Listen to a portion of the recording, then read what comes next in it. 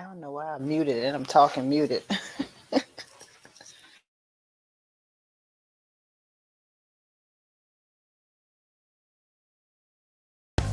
Welcome to the Bringing Intimacy Back show, where intimacy is real. If you desire to intimately connect with yourself, your significant other, children, family, friends, community, and higher power, this show is for you. We explore intimate topics, inspiring life stories, spirituality, and insightful tips on strengthening relationships. The show is hosted by Dr. April and her co-host, Coach K. Let's get this episode of the Bringing Intimacy Back show started. We share with you today the secret power to intimacy to create a life you love or love the life you create. Now, here's your host, Dr. April, and co-host, Coach K.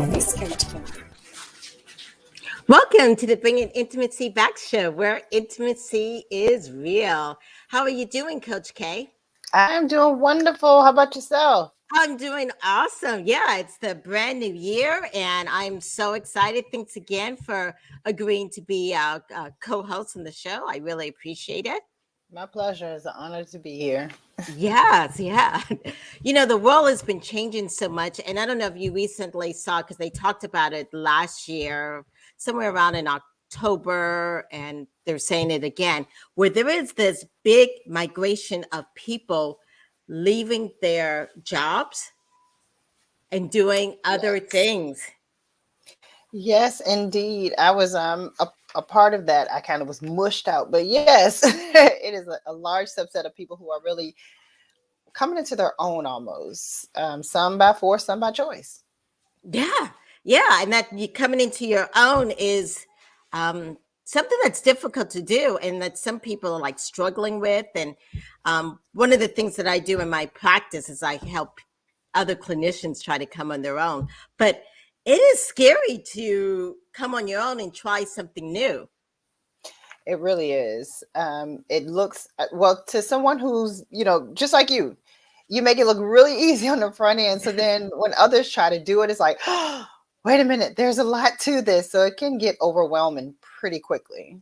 Yes, yeah. And I don't know how your journey was, but for me, it was baby steps, you know, finding something that you like, number one, what your values are, but also just baby stuff of having what I call like a side hustle.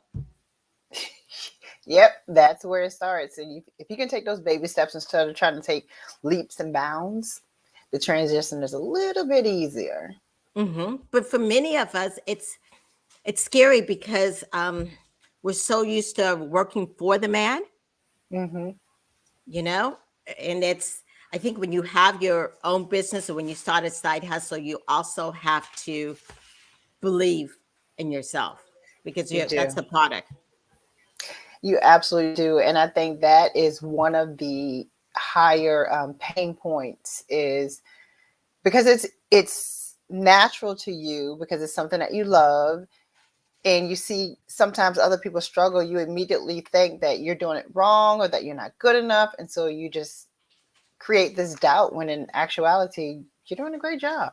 Right. And I think on today's topic, we're talking with someone who she's what we call a supernova. Okay. Yes, which I love that idea. Yes. Yes, which is about being able to figure out what is your own uniqueness Mhm. and going after it. And that is so difficult for a lot of us. This month, we've been talking about a nonprofit, which we call empoweringwomen.org.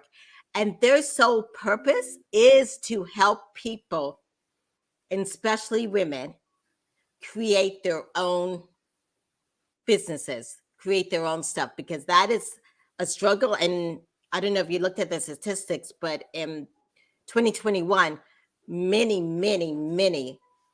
women, especially Black women, have started to create their own businesses.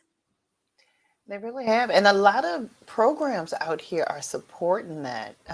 There is a program through Cornell that's a 5-section course just for women of color. and you learn finances and business management, business structure, so you can get these different certifications. So I think the world sees what is trying to happen and are putting their foot forward to help it happen as well. Right, right. But how do you sometimes put your foot forward when you're scared and you're fearful?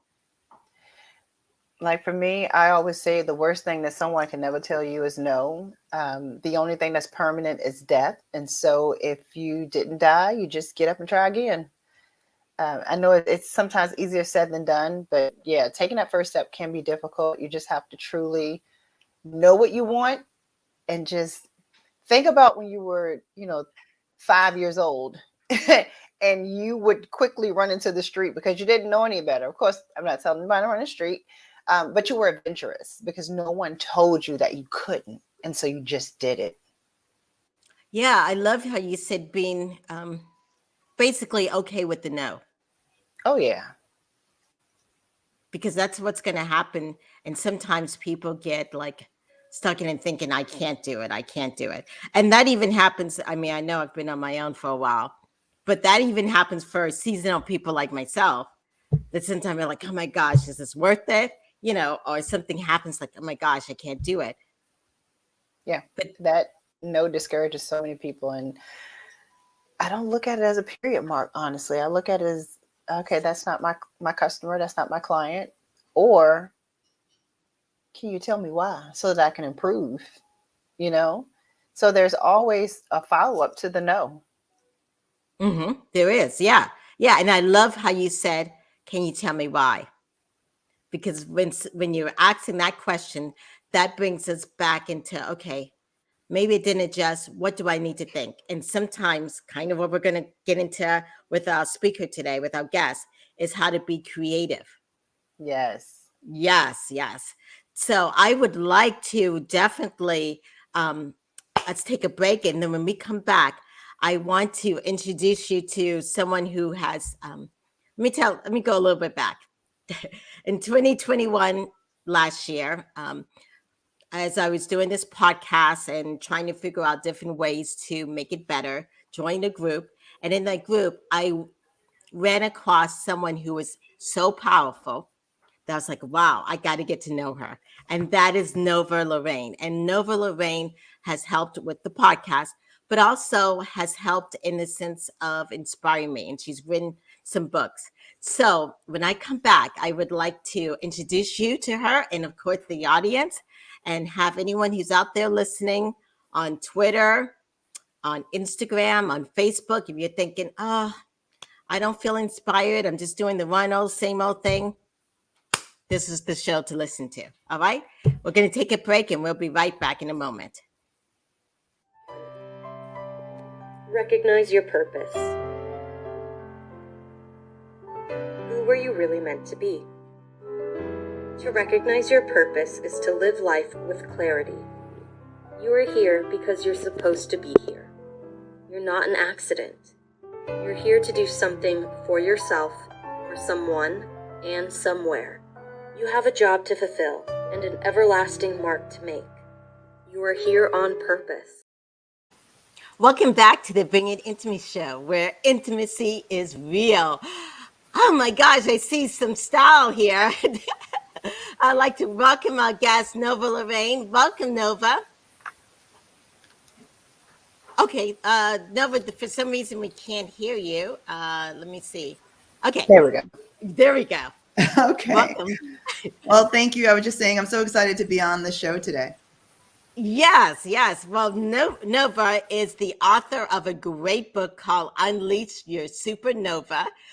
Yes, yes. She was born in Jamaica, which is where my grandparents came from.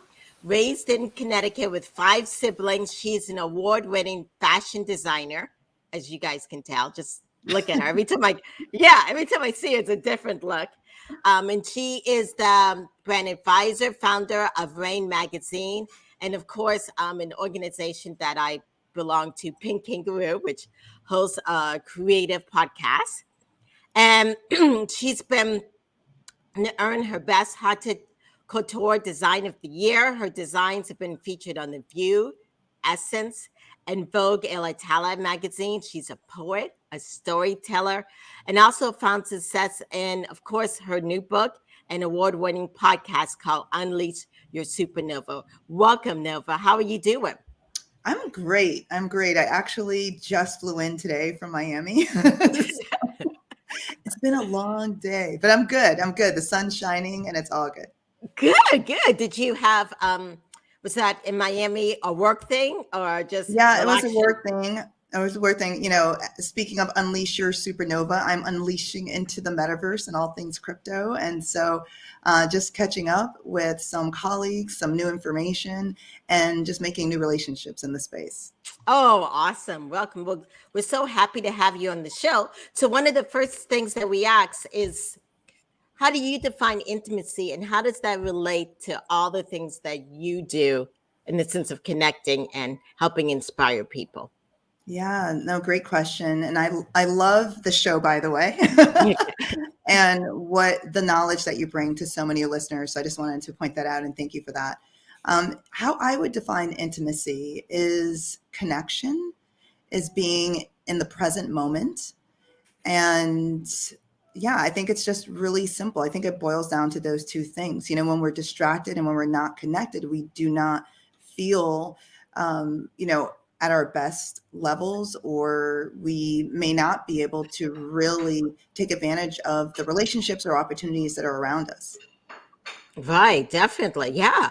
And you and I connected in a class together. I think it was like a class. Yes. Yep. Mastermind. Yes. Master class for masterminds. Yes, yes, yes. And that has blossomed into what we have today. Yes. So, like I was talking with Coach K, I don't know if you saw in the news how a lot of people are leaving their jobs. Mhm. Yeah. Yes. Yeah. I Yeah. think I came across a figure of 4 million recently have left the workforce. And, you know, it's not surprising to me. It's, you know, these last couple years, you know, we've all felt the same thing as it related to being kept in one space or confined for a period of time without having control over that. And I think that, you know, it's funny. I think God, the universe, however people refer to that higher power, has a way of helping us find balance. And although that stillness, you know, brought a lot of unrest and pain for a lot of people, it also brought a time where we have the opportunity to really just reflect, to spend time with ourselves, with our family, to really think about what are we doing, why are we doing the things we're doing, or you know, reflect on our relationships, you know, and or the things that we've wanted to do for so long, but we've been putting it off and putting it off. And I think that for those individuals that have chosen to leave the workforce, I think they're looking at giving back more to themselves and really going after what they love and what they feel is truly going to fulfill them. Right. Okay. Awesome. Yeah, definitely. So, one of the things that I want to wonder about you guys, have either of you guys felt burnt out?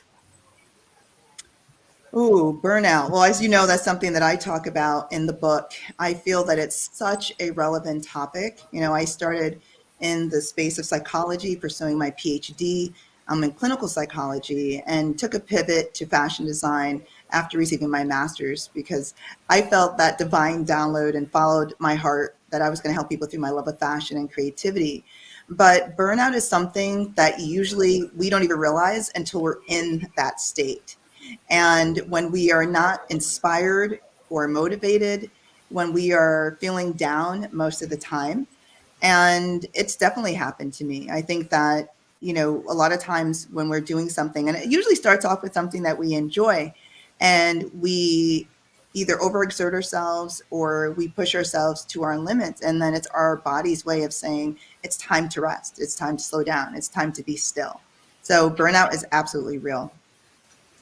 Most definitely. And I think I'm just a little bit happy that I learned it while still working, like they say, with the man. You know, when I first started out in human resources, I just wanted everyone to clone themselves from me and just do what I did and work how I wanted to. So wrangling people caused me to burn out several times and almost want to just give up. So And you get there so quickly, even in our passions, like what you're doing right now, you know, you're in your passion, but it can creep upon you if you don't recognize the signs early enough and kind of take that step back and say, you know what, it's okay that I take a break.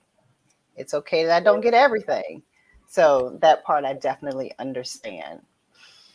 So I know one thing that, you know, we may all want to know is, what is supernova? Oh, I don't think anyone's ever asked me that question. So thank you. I refer to supernova being that inner brilliance that we all have, right? That star, you know, in the literal sense, it's an exploding star. And, you know, where if you look at the definition, it actually burns millions of times brighter than the sun. So imagine us all having that potential to be millions of times brighter than what we are right now, and that all of that is already within us. And so when I speak of supernova, I'm speaking of that limitless potential, that infinite well that's within us. And all we have to do is tap into it. We don't have to buy it. We don't have to look for it. All we have to do is unleash it. So that's how I define supernova. Yeah. Well, yeah. And that unleashing of that supernatural thing. So we're going to take a short break now, but when we come back, I want to hear more specifically how you took that unleash and use all that creativity and how that works and inspiring other things that you do and how that can help others. We'll take a short break now and we'll be back in a moment. Are you wanting a vacation in paradise? A vacation to rekindle the passion. A vacation without the kids. A vacation where you can learn how to communicate, where you and your partner actually hear each other and gain insight. If so, vacation counseling is your next vacation. Dr. April Brown has created vacation counseling in Southwest Florida as a perfect option for you and your partner. Our retreats are one couple at a time. We have a variety of packages available to choose from, including virtual couples retreats. If you and your partner are interested in vacation counseling, please visit us at vacationcounseling.com for more information on pricing and packages. Also, follow us on Instagram and Facebook. To keep track of the latest news, stories, activities, or coupons on vacation counseling and Dr. April's other services, we encourage you to sign up to receive a monthly newsletter called Intimate Connections at draprilbrown.com. Remember, if you and your partner are struggling with communication and intimacy, and you all are looking for a retreat to connect, vacation counseling can be your next vacation in Southwest Florida.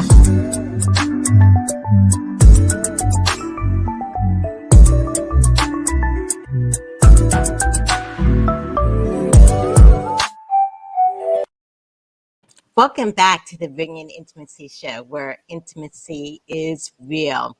And on the show today, we have Nova Lorraine, who is the author of Unleash Your Nova, which is a supernova. Yeah, not just your regular nova, supernova. Yeah, so you just explained Nova, and I'm trying to, so you have, it's that thing that inside. How does that lead to creativity, especially when you're stuck? Yeah, no, I love that. So, you know, earlier you had asked me, what is intimacy? And I had mentioned it's about connection, it's about being present. And I feel like if you do not have those things, you're not able to really become creative or increase your creativity. And that leads to that block, that leads to, as you just said, being stuck. And I feel that there's so many things that you can do that cost nothing or very little that can help, you know, spur those creative moments. And you know, speaking back about burnout is one of those things that can hinder your creativity. And a lot of times we don't even know when we're burnt out until we've reached a moment of extreme, you know, stillness or illness, or sadness. And so for me, it's really paying attention, you know, from moment to moment. Are you present? Are you in that present moment? Are you thinking about the past with regrets or anger? Are you too far in the future with, anxiousness or anxiety? And if you're in that present moment, you're able to really tap into that limitless creativity that we were just speaking about in terms of that supernova that's within. Mm-hmm. How did you guys go about tapping into that, each of you? I think I just took, for me, it was just, that it's that voice that's in your head that is always going to tell you where you're going next. And it's something that I've told to every employee I've ever worked with as an HR manager. You never work for the position that you're in, you work for the one that you want. And so with that mindset, I've always been stepping towards that thing. I work well with people. I don't work well under a lot of people because I'm a very creative mind. So I don't like to have that blockage. And so for me, it was just, you walk forward, and those that keep up, stay there. That's your client base. That's who you're supposed to be around. And those who are not, I'll see you next time. Oh, I love that. For me, depending on what I'm doing, so my creativity spans from hosting to writing. I also do improv, I design and draw. And so depending on what I'm doing will prompt, maybe either I'm going to walk beforehand or do a workout beforehand. Maybe I'm going to just rest, because a lot of times when I feel that if I'm too tired, I'm really not going to, bring out my best work or my best performance. And so for me, sometimes it's better leaving something for the next day if it's late at night, rather than trying to force it. And other things that I like to bring in from a mindful perspective outside of just like walking or running prior to an activity, which is great for any writers that are listening. If you decide that you want to add some mindful things into your schedule, definitely consider anything with movement before writing. It really does spur those creative juices, but also really paying attention to my environment and my surroundings. And I intentionally put flowers around me because I love flowers. And so I'm going to bring nature inside. I brought colors that just really make me smile. I'm not sure if you could see the sunflowers that are behind me and around me. Texture, as well. I have a real life record player. Yes, I still play records. I love records. And part of that really is just finding ways to tap into your five senses. Because if you're activating your five senses, then you're in the present moment.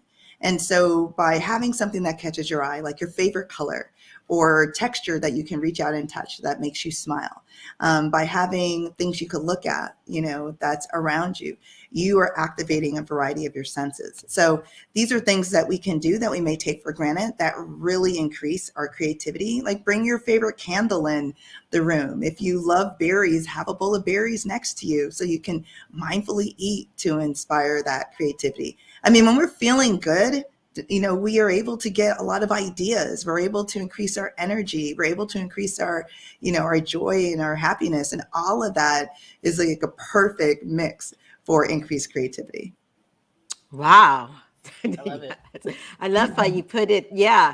I'm kind of similar to you in the sense that I need to be in a very good setting that provides that creativity, that calmness, and that peace.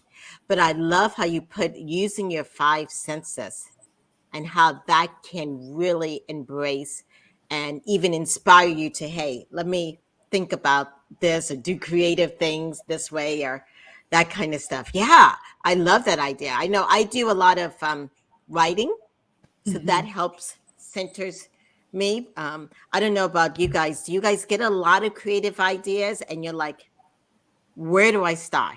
How do I figure out what do I do? Because there's people out there that are thinking, I'm a little burnt. I'm thinking of maybe creating my side hustle or whatever the case may be. And I have all these different thoughts. Where should I go? What should I do? So, and if you're out there on Facebook, LinkedIn, or whatever, and you have a question for Nova, who's, really good at all of unleashing your power, please put it in there so we can check it out. But what do you guys do with the millions of ideas you guys come up with?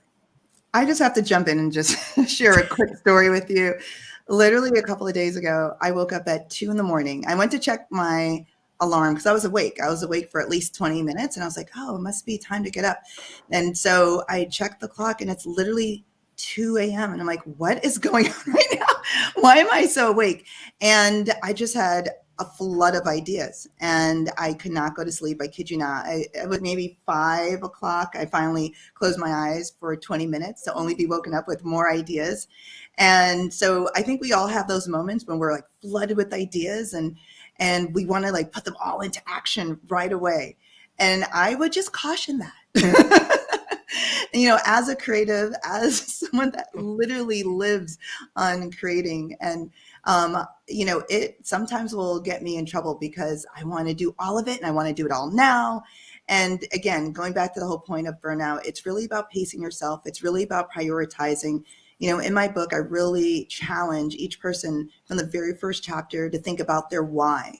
Like, why are you doing what you're doing? So I encourage you to make journaling your friend and write those ideas down. Because once you see them in print, then you could say, okay, does this make sense for me to execute? You know, some of the ideas might come out of fear, for example. Some might come from the very, you know, pure place that's going to, you know, give back to you and really be for your greater good.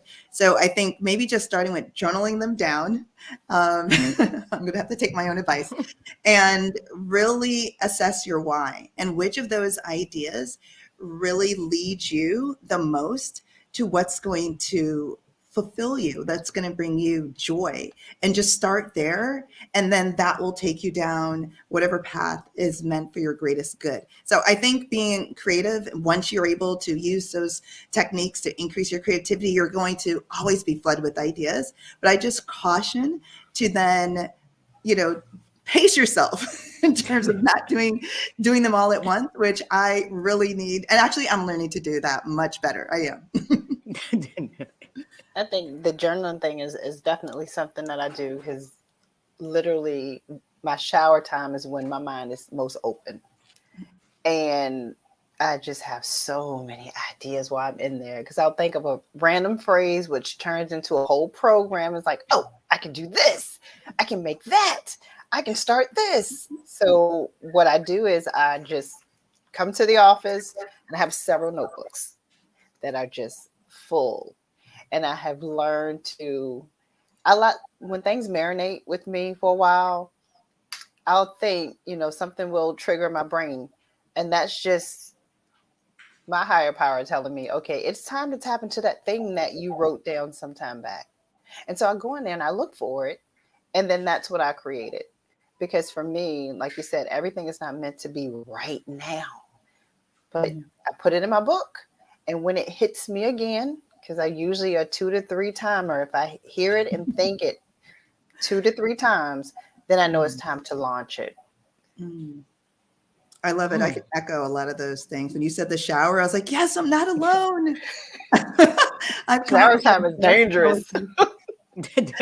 A lot of my poetry comes to me in the shower. So I am there with you. Actually, the outline of my book actually was downloaded to me in the shower. I kid you not. So yes, I have another partner in crime, like shower ideas. Yeah, and that's because this whole show of bringing intimacy back, the title came to me in the shower. So Yes. Yes. So I love how you said it's knowing your why. Knowing your why. And then both of you have also reiterate the point of it doesn't have to be right now. Yeah. Why are you guys doing what you're doing? You know, for me, I could just say, let's say in high school, knew that I wanted to help people. And so for me, the next logical thing was to go into medicine, the field of medicine, and study either psychiatry or, eventually was psychology, clinical psychology for me. And that was just the most common sense thing for me to do at the time because I wanted to help people. But I would say now, when I really assess my why, I have to start with how can I most help myself?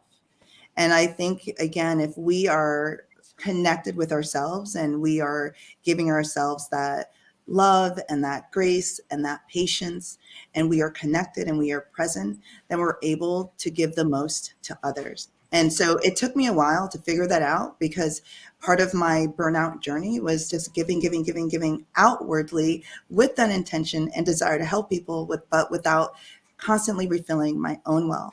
And it's really up to each and every one of us to find that source of inspiration, that source of joy that becomes that spring that constantly fills that water within us, of infinite ideas and creativity and love.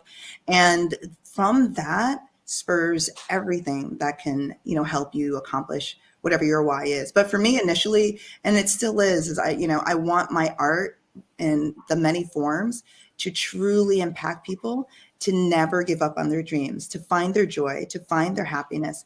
And by starting with me, I love art. It fills me, it brings me joy, but I want that art to do the same for others. I want it to really inspire others to find their joy.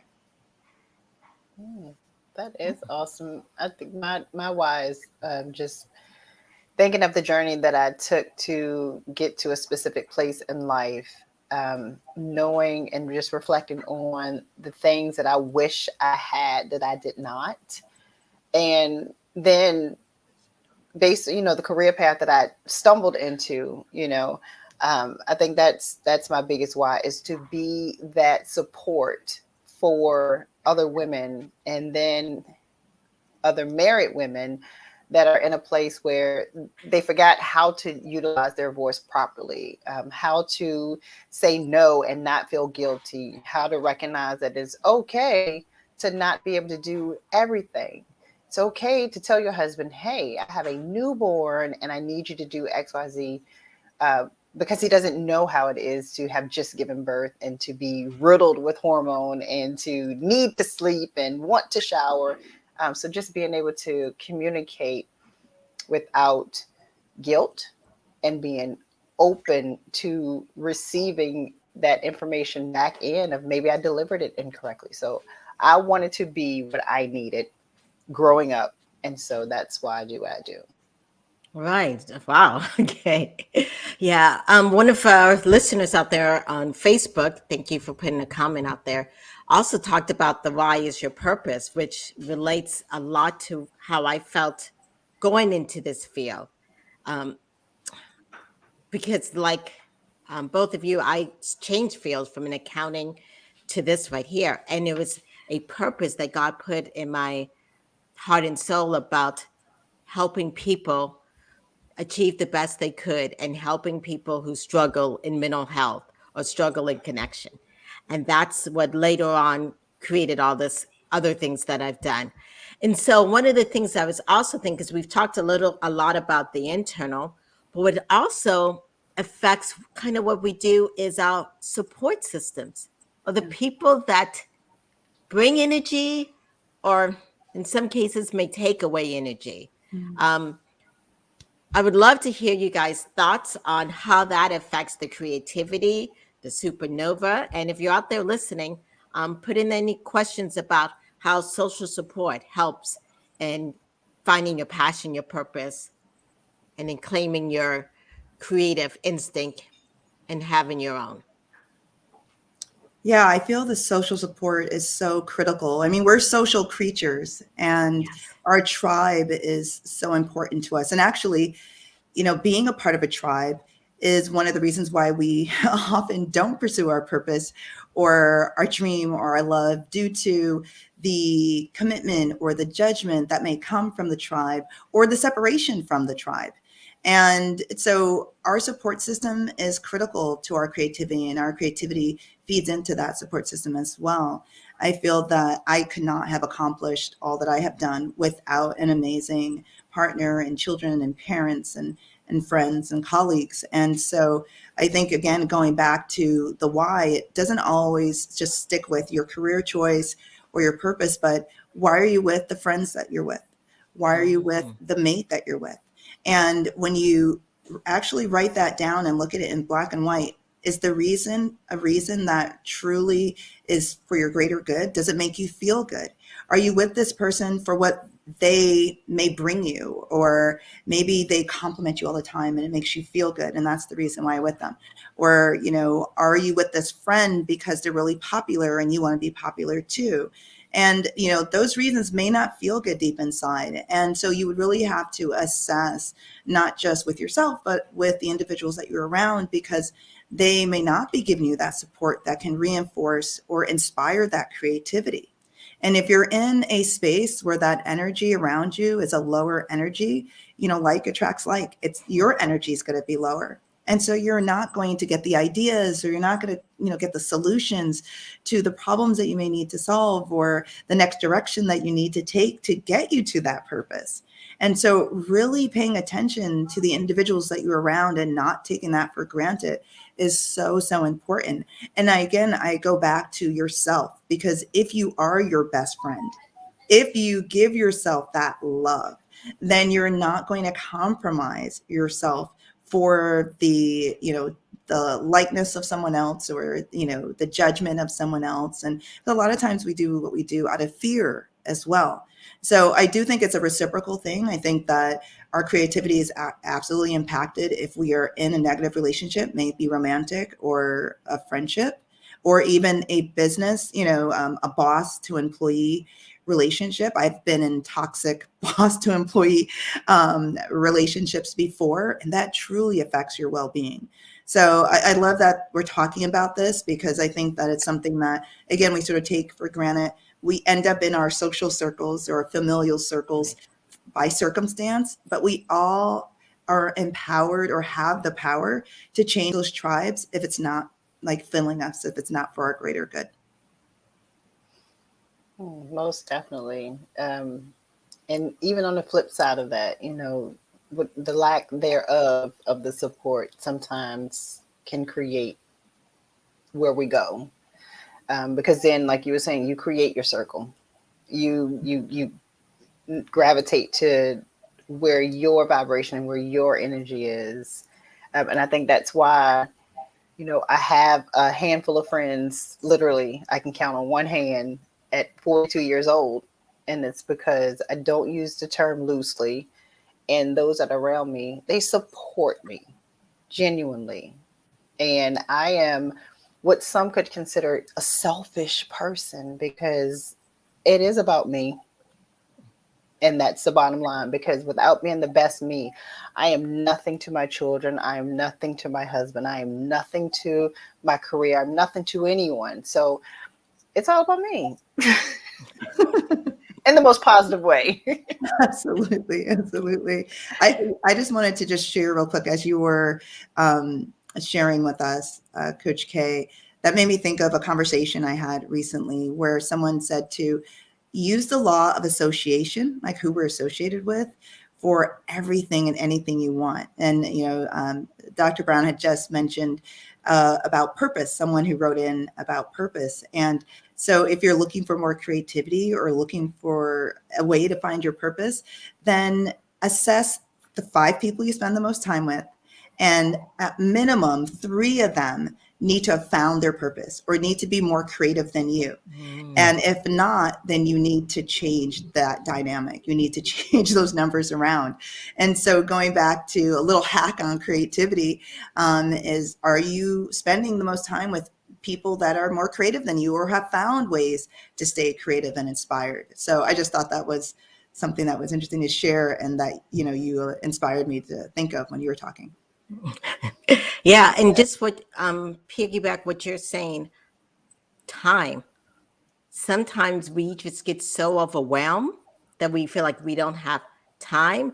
And I think it's really important for the people that support us, the people that we do feel close with. It's really not about the quantity.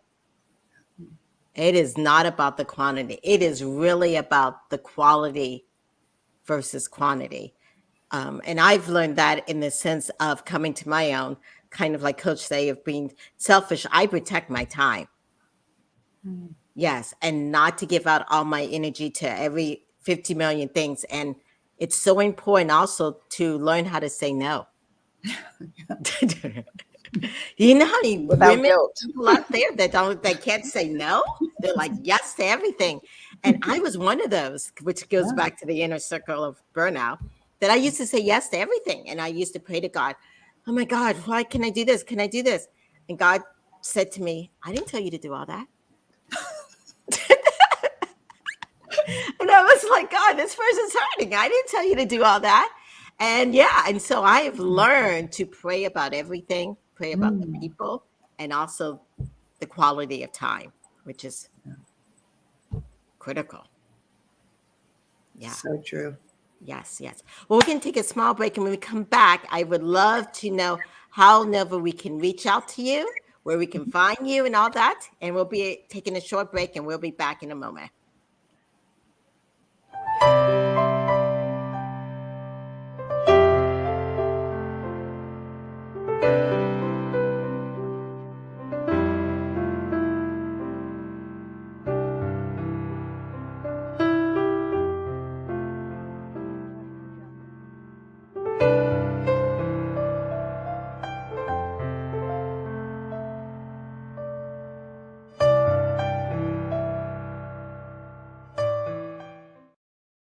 Welcome back to the Bringing Intimacy show, where intimacy is real. So we've been talking about having our own little niche, unleashing your supernova.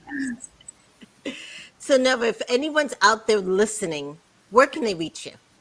Nova Lorraine on most platforms, and that's Lorraine, Lorraine, and The Real Nova Lorraine on Instagram. But if you Google my name, there will be plenty of places to find me. Okay, awesome. Yes. We actually just got a quick question here from a young lady. Her name is Amanda, and she's asking from Texas. She's an African-American woman, and she says, I'm afraid of starting my own business because I feel like people will not accept who I am. Yes. You know what? I can relate to that. When I decided that I wanted to pivot from getting my doctorate, and it was hard. It was hard. I was like, oh, what are my parents going to think? What are my friends going to think? You know, I had recently gotten married. I'm like, oh, what are my husband going to think? And or his parents, you know, those are the first things that came to me, those thoughts that came to me. And I am so grateful that I listened to my inner self, because that idea of pursuing fashion, that was in me. That was planted in me. I didn't one day, you know, just say, oh, I'm just gonna you know, and all of us have those things that are within us, those desires that are planted within us that we are afraid, you know, to not pursue because of judgment. And there's an excellent book called The Four Agreements. It will take maybe an hour or two to get through, and I highly recommend it. And it opens up with just being impeccable with your word. And that means really pay attention to not only ignoring judgment from others, but most importantly, self-judgment. Because I feel like we are hardest on ourselves, and we end up being that judge and we kind of put that on others, like, oh, they're going to think this, that, and the other. And to be honest, when I shared what I wanted to do with my parents and my in-laws and my husband and my friends, they couldn't be more than happy for me, because they saw that passion, they saw the excitement, they felt it. And who does not want to feel excited when someone they care about is happy and excited? And so if you believe in what you're doing and you love what that idea is, everyone is going to feel that when you share it with them. And those that don't, well, going back to the comment about the tribe, you know that you may want to reassess them in being the 5 closest people that you're spending most time with, because you really want to protect not just your time, as Dr. April was saying, which is extremely important, but then you're also your social circle and who's really giving you that information and that advice and that energy from day to day. Yeah, I love that. I think I've never been able to relate to those posts that say, how do you feel when your family and friends don't support you? I'm very fortunate that I am not able to relate to that. And for, you know, if someone didn't support me, I would not know, because that is not what I focus on ever, is the people that don't support me, because I support me. And My ideal client supports me. And so I love that. Yes. Yeah, I have to ask this question. I know I said the last one was my last question, but I was inspired to ask this question. Have any of you faced discrimination in starting your stuff or even already having it? And as a young Black entrepreneur, because we are young, what did you do for those people who are out there listening? What advice would you or tips would you give them? That's a powerful question. It takes me back to a time back in college. I was sitting in sociology class, and a class of 300 or 400, one of those weed out classes. And I remember the professor put this projection on the board, and he had 4 levels within society, and he listed them, and it read white male, black male, white female, black female. And the Black female was at the bottom of society, according to his lecture that he was giving that day. And I looked around, and I was like a raisin in the rice bowl, and I was just it just hurt me to the core. And I was like, wow, is he saying that I'm at the bottom of society? Because you only know what you know. And you know, I was fortunate to have parents that really empowered me and to go after what I wanted, and that's all I knew. And here I am, you know, with this professor that you look up to and admire, saying, you're actually at the bottom of the ladder. But what I chose to do in that moment was not to accept that as my truth. Mm-hmm. I immediately said, well, I don't care what statistics say. I am not a part of that statistic. But that was something that really hit me to the core. And throughout my career and even my academic career, I faced racism. And going back to what Coach K said, like, you get to a point where you don't even hear it. And if it stings, maybe it stinks for a second or two. But if you learn to, again, pour into yourself and really see that incredible, amazing individual when you look in the mirror and fall in love with you, it doesn't really matter what anyone thinks or says. But in entrepreneurship and in business, there will be a variety of discrimination and disparity throughout your journey. And I would say definitely be strategic, know your industry, find a niche, because if you are truly solving a problem for someone, you're helping that person. If I have a cut and it's bleeding, what do? I look for a Band-Aid. Someone was smart enough and creative enough to invent Band-Aids, right? And so just keep in mind everything that you're doing and creating and wanting to get to someone is looking for that. And so if you see that what you're offering, like this show is offering guidance for those that are looking for guidance, right? So just believe in what you're offering and doing. And if you find that niche and you know your industry and you educate yourself about business, about entrepreneurship, and know that the person that's looking for you, that who you're looking for is also looking for you, and you will find that person. And if you are truly helping someone solve a problem, you're going to be successful. I can, the only discrimination that I've ever received, crazy enough, is in middle school from my peers. And that was because we were all young and we all didn't have our own self-love at that time. So, just kind of looking back, but I choose on purpose to live obliviously while being fully aware. And I say that because, as you just stated, I don't pay attention to foolishness. But if it's foolishness that could get me a question answered that I may need to know, like in high school on a bus, a guy said something to me that was so ignorant, but it made me think of a question. And so I asked the question, and that actually helped me later on. And so in everything that happens in my life, I find the purpose of it. And so it's rarely a negative. And I can read with the nicest smile and the most just loving way, to the point where they won't know it until they got home and realize that, you know what, I probably shouldn't have said or done that. But I always make sure that I say what I need to say before I leave. Every company I've ever left, I always have written a final statement here are the reasons why I am no longer with this place. And these are the things you need to work on. Now I'm leaving that with you. It is off my chest. I can move forward freely. So I choose to live obliviously with being fully aware. I love that. I also love the fact that you mentioned that you see the negatives. You don't see it as a negative. You see it as a learning opportunity. What can you get from that? How can you grow from that? And I think perspective is everything. And, it also reminded me of a story when I was fundraising for my fashion line. I had what was called the perfect business plan, according to the bankers I was meeting with and the angel investors I was meeting with. And I couldn't figure out, why aren't you writing the check? You love my designs, you love the business plan. I knew the numbers. And, there were so many days that I wanted to give up on this journey. But what I would do, like after I do my little self-pity, because, we'd get there, we're human. And then I will get up the next day just more fired up. And I said, well, you know what? I'm going to do this on my own. And I remember the no after like 3 or 4 months of taking down this journey of an angel investor. And finally they're like, no.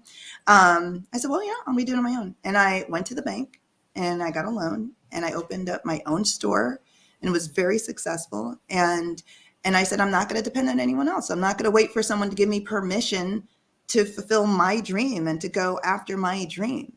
And, again, with the right support system, because if I didn't, maybe I wouldn't have had that, I wouldn't have felt empowered to do that.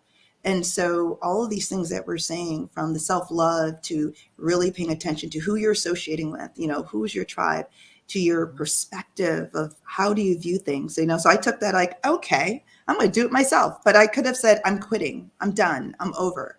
And so I love that story, Coach K, that you shared. Thank you. Wow. Yes. I love the stories you both shared. And yes, and basically when that happens, it's an opportunity to step forward and to speak the truth. Yes. Nova, you've presented us with a lot of wonderful stories, and I've read your book, which is wonderful. And many of those stories are in the Unleash Your Supernova, which gives you 100 plus 1. 101 actions to boost creativity and to stop burnout. Thank you so much for being on the show, Nova. I really appreciate it. Thank you, Coach K, for, of course, co-hosting. And for those people who are listening and saying, what's coming up next? Well, next week we have Petipa, and she's going to talk about how to attract your soulmate clients. Yes, soulmate clients. Because just kind of as Coach K and even Nova was talking about, not every client is for you, but figuring out what is your soulmate client. Of course, February is our month of love, which we're so excited about. We have Maria, who's going to talk about how to have a creative style and getting back into the dating world. And then also how to, on February 10th, Dr. Allison J.K. will be the vibrational upgrade. I'm not going to tell you about that. You're going to have to stay tuned. Yes. Very interested in that. Yes. Thank you again, Coach K, for co-hosting. This has been the Bringing Intimacy Back show. And I hope this show has inspired anyone out there who feels stuck and feel like, oh my gosh, what I should do. Definitely check Nova's book out and follow us. And of course, find your purpose and definitely check around who is supporting you and who's not supporting you. This has been the Bringing Intimacy show, where intimacy is real. Thank you. Bye. Thank you. Thank you for listening to today's episode of Bringing Intimacy Back. We hope you enjoyed it. You can also find us at bringingintimacyback.com or Facebook, Instagram, LinkedIn, YouTube, Twitter. For Dr. April Brown's 4-book series, Improving Intimacy, you can also find her as an author on Amazon. Available in Kindle, ebook, and paperback. We'll see you next Thursday at 3 p.m.